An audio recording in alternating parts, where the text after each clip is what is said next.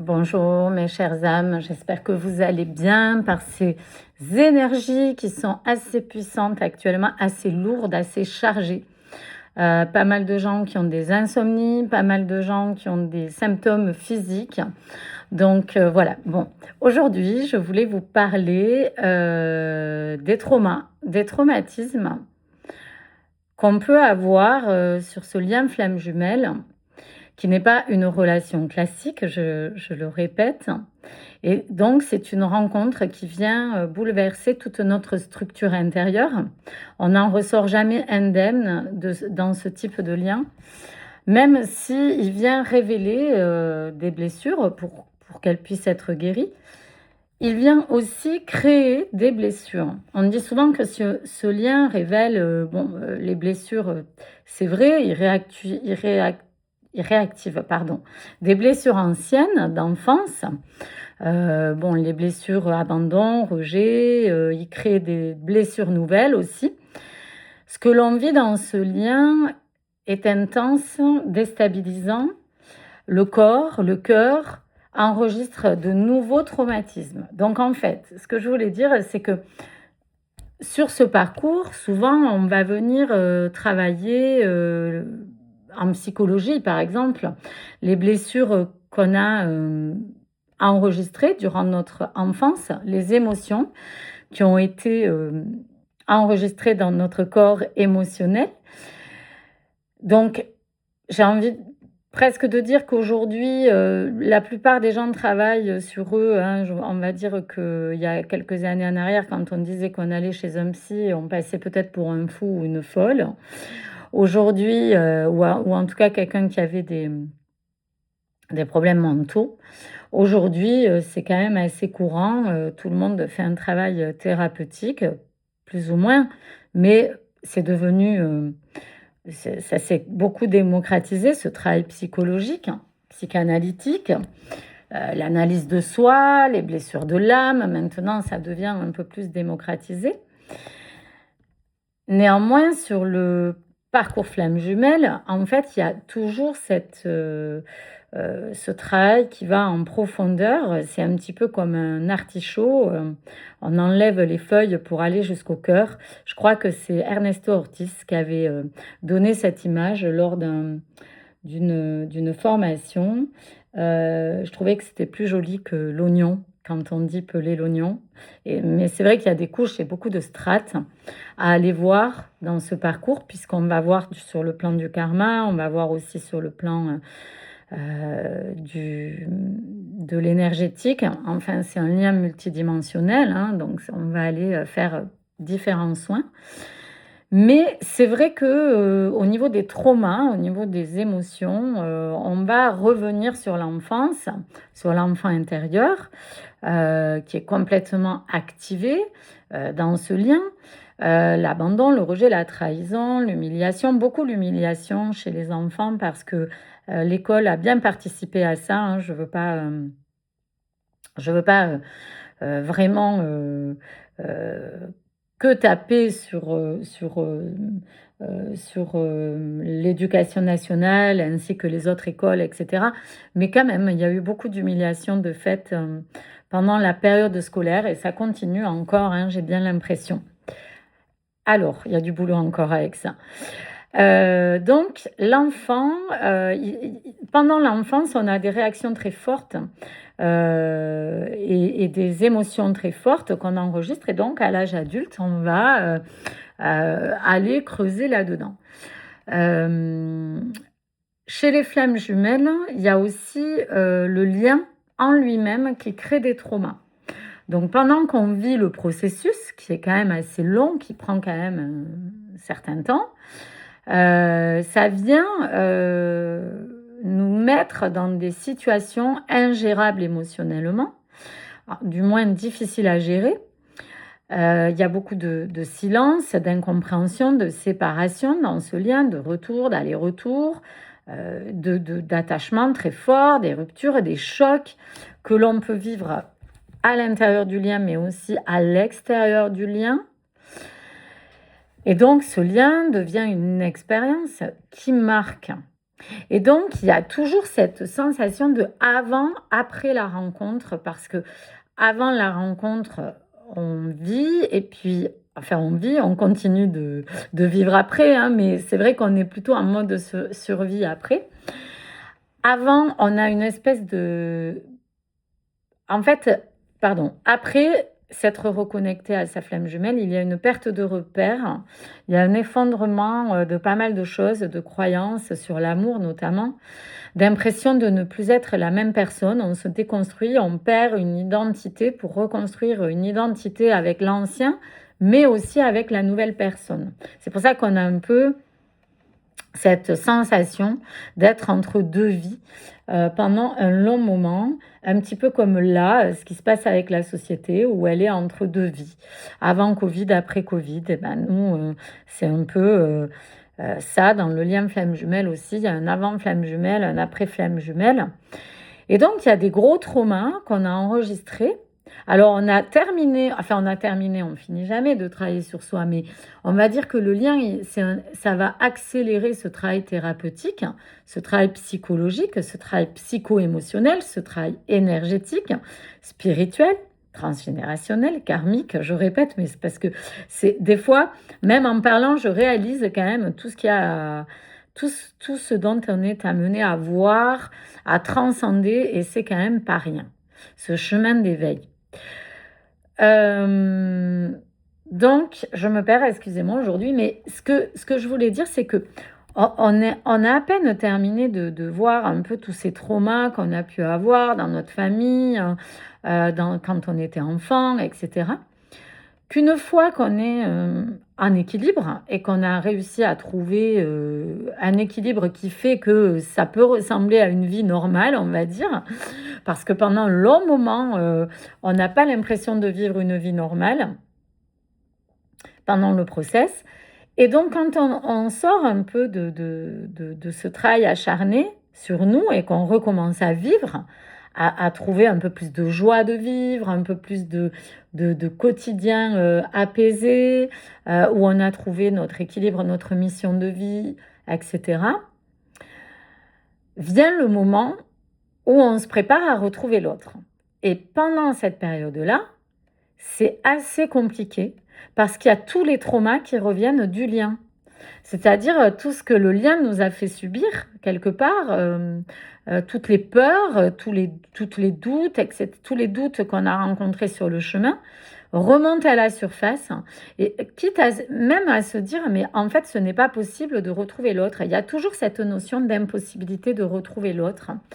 Que ce soit son autre, c'est-à-dire sa flamme jumelle, ou quelqu'un de nouveau, il y a des traumatismes de revivre une relation d'amour, alors qu'on en a envie, puisqu'on cherche ça depuis le départ. Parce que ce que je constate quand même chez les flammes jumelles, ce sont des personnes qui ont une forme d'idéal de l'amour et qui cherchent qui sont dans une quête de l'amour véritable, dans une quête d'amour sacré, donc vrai, pur, authentique. Et c'est vrai que on est souvent passé par différentes histoires qui ont pu nous traumatiser, mais le lien flamme jumelle, on va dire que c'est celui qui nous a bien euh, fait travailler les parties de nous et essayer de comprendre qui on est. Et en tout cas, c'est le lien qui vient nous amener, nous enlever nos masques, vraiment. Et donc, il va au cœur d'Artichaut. Il a enlevé toutes les feuilles. Donc, on nous y aide à enlever toutes ces feuilles. L'univers va mettre en place toute une orchestration pour qu'on puisse aller au plus profond de nous-mêmes et au cœur de nous-mêmes.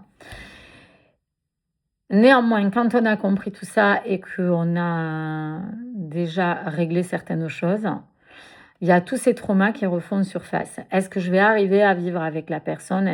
Comment je vais vivre cette vie entre être libre et en même temps vivre un quotidien? Est-ce qu'on va pouvoir partager les mêmes choses? Est-ce que je vais réaccepter des choses que je ne veux plus accepter? Est-ce que la personne a suffisamment avancé pour que nous puissions être sur un point d'équilibre? Est-ce que c'est vraiment lui ou elle que j'ai envie d'avoir dans ma vie? Ou est-ce que j'accepte d'avoir ce lien flamme jumelle et puis de construire quelque chose avec quelqu'un où ça va être plus facile, peut-être plus fluide. Est-ce que il ou elle va pas me refaire souffrir, que ce soit sa flamme jumelle ou quelqu'un d'autre, hein, parce qu'il y a vraiment ces traumas de re-souffrir par amour.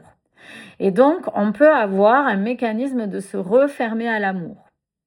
Et donc, il y a tout un travail de réouverture de l'amour.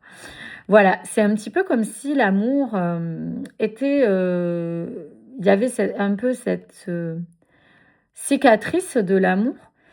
Et donc, il y a encore des points qui sont sensibles.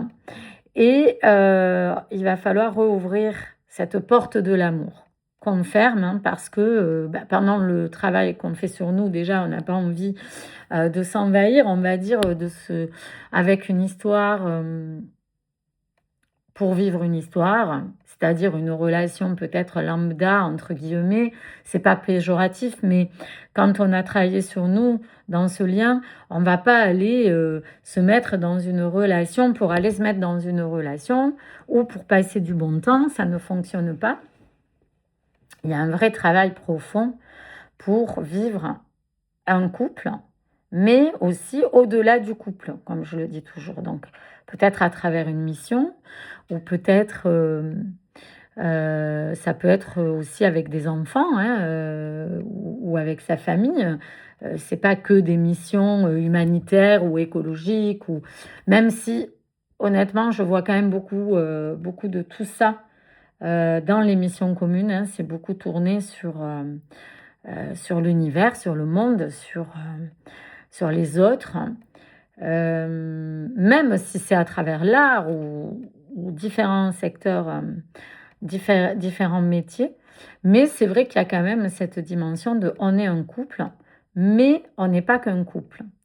Donc ça s'en tient pas à je mange le petit gâteau tous les dimanches en famille. Vous voyez, c'est pas du tout comment dire, un jugement, parce que ça fait partie aussi de notre vie, qu'il faut qu'on garde aussi cette partie-là, parce que souvent, soit on était trop enfermé là-dedans, soit on a rejeté ça, mais donc il y a tout un équilibre toujours à trouver dans ce lien. Et donc tous ces traumas émotionnels qu'on a enregistrés pendant le parcours refont surface, et c'est un peu comme si on faisait un petit bilan en disant bon, ça je garde, ça je veux plus. Comment on va pouvoir articuler ce lien maintenant qu'on a compris qu'on était dans un lien, on a compris qu'on avait des choses à épurer, à libérer, à guérir, mais maintenant il va falloir guérir les traumatismes du lien. C'est jamais fini, hein. Donc, toutes ces pertes de repères, tous ces effondrements qu'on a vécus pendant le lien, il va falloir les guérir, en fait, là aussi. Il va falloir sortir de la peur de l'autre. Mais quand je dis la peur de l'autre, c'est la peur de son autre, mais ça peut être aussi la peur des autres et la peur de l'autre homme ou femme. Quand on est dans un duo, enfin dans tous les cas, la peur de l'amour, la peur de l'autre dans le sens la peur de l'amour. L'autre peut être perçu comme un véritable danger. On a peur de souffrir à nouveau, on a un mécanisme de protection et donc de fermeture et de fuite. Il y a la peur d'aimer qui est là, une difficulté à revivre une relation. Même une relation saine peut faire peur, même les mémoires en fait émotionnelles sont encore actives. Donc il y a une reconstruction assez lente, étape par étape, et on ne part pas comme on a pu faire dans une relation, j'ai envie de dire plein feu et pas plein fer, plein feu, dans la passion, ou repartir dans quelque chose où on oublie les choses du quotidien qui sont pénibles et on part que dans le plaisir, par exemple. Il y a une reconstruction lente, un petit peu comme si, vous voyez la réunion, quand on dit la réunion, moi je vois ça un peu comme une réunion vous savez, quand on est au travail et qu'on fait des réunions, des fois on parle pendant des heures pour rien, on n'a pas avancé. Ben là, sur le lien flamme jumelle, c'est pareil, quand on se retrouve, il y a une espèce de réunion où on va se dire, voilà, comment tu vois les choses. Il y a une espèce pas une stratégie, mais un plan d'action de l'amour, lente, étape par étape, et il va falloir se réapprendre, se redécouvrir, apprendre à aimer autrement, en étant plus conscient, plus ancré, et retrouver l'autre autrement, donc, et dépasser les peurs qui sont imprimées, intégrées dans le cœur, dans l'âme. Ne plus être dans une survie émotionnelle. Les retrouvailles passent par des transformations, là aussi. Voilà, donc le lien n'est pas là pour être facile, il est là pour transformer en profondeur, il nous amène à nous rencontrer nous-mêmes, mais il y a une transition, en fait, où cet espace de réunion, quand on revoit l'autre, c'est vrai qu'il y a tous ces traumas du lien qui réapparaissent. Alors, je fais une petite canalisation. En ce moment, je trouve que le collectif avance assez bien. Alors, je sais que pour certains, il y en a qui n'ont pas encore retrouvé leur autre, mais c'est pas grave, en fait, puisqu'il y en a pour qui c'est plus long que d'autres. Ça se prépare aussi en coulisses, mais j'ai l'impression que là, en ce moment, il y a quelque chose. J'avais fait un petit post sur mon Instagram très court, où je ressens qu'il y a une énergie en action, en mouvement, déjà depuis le début de l'année, mais là, ça s'accélère encore. Voilà. Donc,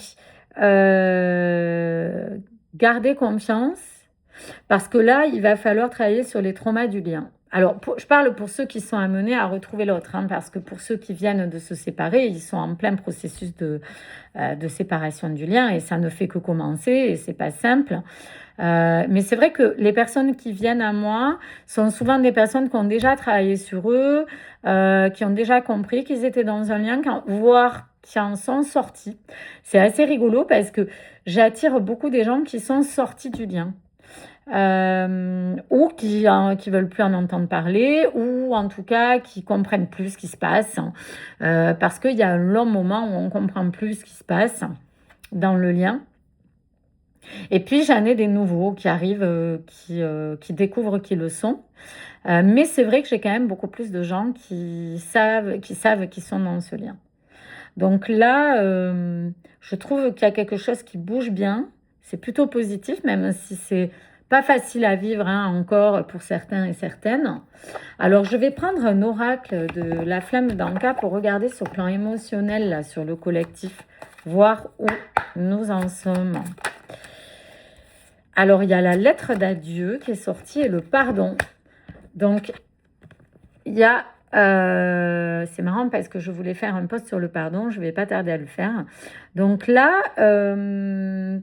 il peut y avoir soit des personnes qui quittent le lien, ce qui ne veut pas dire qu'ils ne vont pas le retrouver, mais qui vont sortir du lien pour passer à autre chose, vivre d'autres choses, expérimenter d'autres choses, peut-être avec d'autres personnes. Et d'autres qui vont se retrouver avec leur autre et où il va y avoir un pardon transmis pour que ça puisse avancer sur l'étape d'après, c'est-à-dire se réunir, c'est-à-dire voir un peu comment on peut construire ce couple. Voilà, donc il y a plutôt des avancées là. Je suis assez contente de voir déjà chez des consultants, consultantes ce paramètre-là.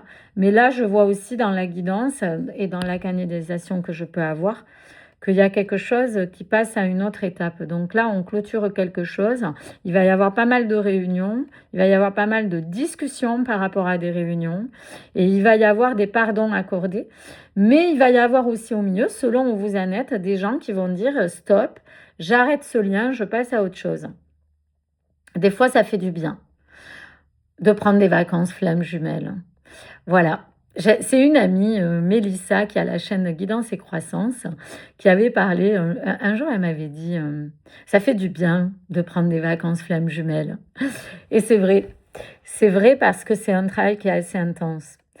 Mais le lien, il vient toujours nous rattraper, c'est là aussi où on voit qu'on n'est pas fou et que ça existe bien et que c'est pas un concept.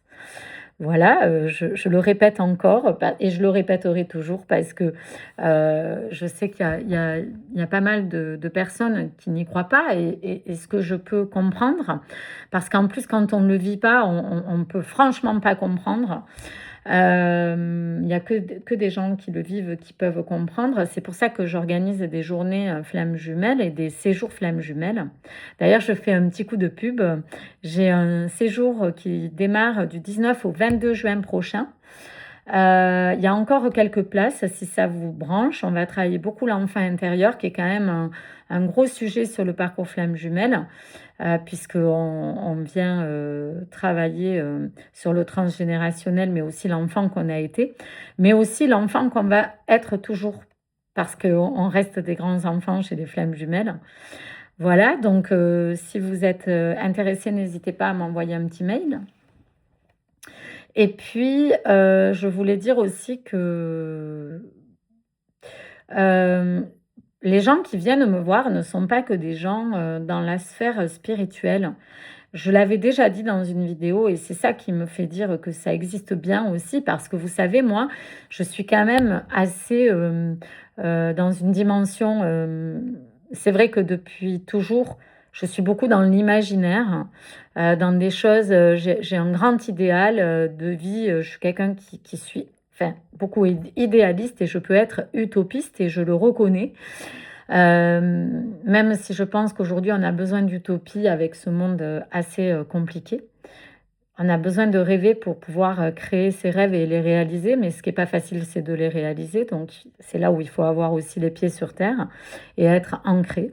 C'est quelque chose que j'ai beaucoup travaillé, j'y travaille encore, mais j'ai des personnes qui viennent me voir, qui sont des grands scientifiques, qui ont fait des études de médecine, qui ont fait des études de recherche médicale, des gens qui sont techniciens, ingénieurs, qui pas plus terre à terre en fait, et qui se retrouvent sous emprise de ce lien. Je dis bien sous emprise de ce lien, parce que ce lien, à un moment donné, nous met sous emprise. C'est-à-dire qu'on devient obsessionnel, on n'arrive plus à vivre pour autre chose que ce lien, et ce qui paraît toxique. Mais en réalité, ça vient libérer, ça vient guérir, mais ça ne veut pas dire de rester enfermé là-dedans. À un moment donné, de toute façon, ça se fait naturellement. Et je pense que les thérapeutes doivent aussi aider à ne pas rester enfermé dedans quand on sent que ça peut plus. C'est-à-dire que la personne en face, elle n'en peut plus de ce lien, il faut qu'elle en sorte. Et il faut l'aider à en sortir, même s'il vient de nous rattraper. Il y a des étapes clés qui sont justes, et donc il faut essayer de cerner si c'est juste de rester dedans ou pas. Mais c'est pas du tout pour juger les thérapeutes, hein. On fait tous comme on peut et du mieux qu'on peut. Mais c'est vrai qu'il y a une espèce de discours qui peut être enfermant chez les flammes jumelles. Euh, et c'est pas facile pour nous de guider les gens sans les enfermer dedans. Ça, c'est quelque chose qui a été compliqué pour moi. Ça fait partie d'un de mes traumas d'ailleurs de ce travail, où j'essaie toujours de ne pas enfermer les personnes dedans. Et en même temps, je suis une militante de ce lien, qui est un lien pour venir éclairer les autres et éclairer cette société. Et montrer ce qui ne va pas dans la société, mais dans le bon sens aussi. Voilà, en tout cas, on fait du mieux qu'on peut. Voilà, donc je vous embrasse fort. Et voilà, je voulais faire cette petite vidéo sur les traumas de ce lien. Parce que quand on vient revivre la relation avec l'autre, ça peut être... on peut rejeter l'autre aussi, ou ne pas aller vers l'autre, parce qu'on a des peurs. Voilà. Et donc, le pardon est là pour les quelques temps qui arrivent. Et le pardon, ce n'est pas non plus tout accepter. Voilà. C'est pas non plus accepter que l'autre nous fasse du mal. C'est juste comprendre pourquoi il nous en fait et pourquoi on permet de nous en faire. Pourquoi on lui permet de nous en faire. Et en fait, le pardon, c'est quelque chose qui est très compliqué à vibrer. On a beau faire des prières et le comprendre théoriquement parlant, de l'appliquer, c'est une autre paire de manches. Et je pense vraiment que c'est quelque chose qu'on doit travailler tous les jours jusqu'à la fin de nos jours. C'est d'ailleurs la prière que je fais tout le temps, la prière de pardon, matin et soir, un peu comme si on se brosse les dents, ça fait partie d'une hygiène de vie pour moi, parce que c'est tellement dur à atteindre, on l'atteint jamais vraiment entièrement. Donc voilà, il faut le travailler à fond pour pouvoir obtenir un peu. C'est comme quand on fait des photos et qu'on a 300 photos et qu'il y en a une de belle au milieu. C'est pareil.